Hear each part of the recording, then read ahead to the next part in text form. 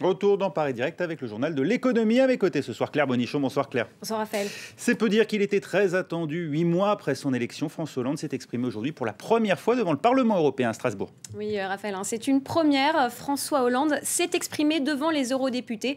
Un discours clé où il a notamment fustigé l'euro fort et appelé l'Europe à reprendre le contrôle de sa politique de change. Un euro fort qui nuit à la compétitivité et selon lui, les explications d'Axel Simon. Le président français a choisi le Parlement européen pour critiquer l'euro fort. Il réclame que l'Europe définisse une véritable politique de change afin de stabiliser le cours de l'euro et de rassurer les entreprises exportatrices. Nous devons réfléchir à la place de notre monnaie, l'euro, dans le monde. Elle ne peut fluctuer selon les humeurs du marché. Une zone monétaire doit avoir une politique de change, sinon elle se voit imposer une parité qui ne correspond pas à l'état réel de son économie. En clair, pour François Hollande, il faut enrayer la récente flambée de la monnaie unique face au billet vert. L'euro est à son plus haut niveau face au dollar depuis la mi-2011. Un euro fort pénalise les exportations européennes et françaises. Elles se retrouvent moins compétitives face aux produits échangés dans d'autres devises, dollars, yuan et yen aussi. Et face à des pays qui utilisent les fluctuations de leurs devises à l'international à des fins concurrentielles. Pire, pour certains, l'appréciation de l'euro serait contre-productive. Le risque est que les effets positifs associés au crédit d'impôt pour la compétitivité et l'emploi se retrouvent quelque part annihilés par l'appréciation de l'euro. Une monnaie forte met en danger le tissu industriel local face aux entreprises étrangères. Et pour Paris, pas question de réduire à néant les efforts de compétitivité entrepris. Une approche que réfute l'Allemagne. Pour Berlin, intervenir en matière monétaire reviendrait à empiéter sur le rôle de la Banque centrale européenne.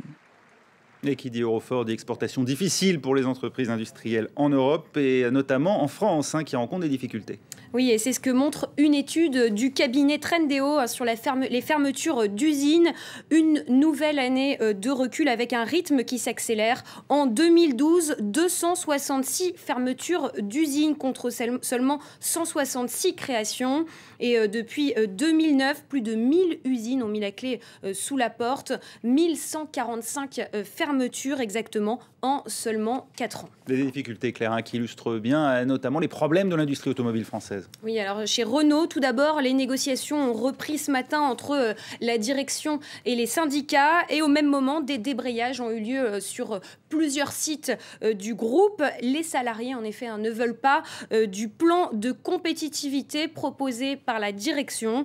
Celui-ci prévoit notamment des suppressions de postes et des gels de salaire. Mais chez le grand rival de Renault ici en France, PSA, les négociations aussi reprennent cette fois sur le plan social. Oui, et la direction assure qu'ils seront reclassés, mais le pessimisme domine chez les salariés du site d'Aulnay. Le site, je vous le rappelle, doit être fermé en 2014 et le gouvernement semble se résigner de plus en plus. Écoutez à ce sujet Arnaud Montebourg, le ministre du redressement productif. Il était l'invité d'RTL ce matin. Nous reconnaissons surtout que PSA a trop tardé, a dissimulé, et que la conséquence maintenant, c'est qu'on est obligé, en effet, de prendre des mesures de redressement. Alors nous avons demandé... du site d'Aulnay est inéluctable. En tout cas, nous n'avons pas trouvé d'autre solution. Autres salariés menacés, ceux de la raffinerie Petroplus de Petit-Couronne. On n'en sait plus ce soir sur leur sort. Oui, c'est peut-être enfin un espoir pour les 470 salariés de la raffinerie Petroplus de Petite-Couronne. Une raffinerie en liquidation judiciaire depuis 4 mois. Et ce soir, il y a 5 offres de reprise. Les précisions d'Axel Simon. 5 entreprises seraient sur les rangs pour la reprise de Petroplus. Et 2 d'entre elles paraissent sérieuses et financées, selon le ministre du redressement productif. Une nouvelle attendue de pied ferme toute la journée par les 470 salariés de la raffinerie de Petit-Couronne. Cela fait 18 mois qu'ils luttent pour sauver leurs emplois. La raffinerie a déposé son bilan il y a 1 an et a été placée en liquidation judiciaire il y a 4 mois. Et avant même que la décision ne tombe, l'État s'était dit prêt à s'engager financièrement auprès d'un repreneur potentiel. L'État va participer à la reprise de Petroplus. De façon minoritaire, parce qu'il faut des capitaux très importants pour réinvestir et rendre cette raffinerie performante. Nous souhaitons que les offreurs se positionnent avec 2 choses, du pétrole, d'un pays producteur, donc ça suppose qu'en effet les pays producteurs se positionnent sur la raffinerie de Petit-Couronne, et de l'argent. Une annonce confirmée par Jean-Marc Ayrault plus tard dans la journée, à condition qu'il y ait une offre crédible. Reste maintenant au tribunal de commerce de Rouen d'évaluer la solidité des candidats en lice. On fait le point sur les marchés, Claire.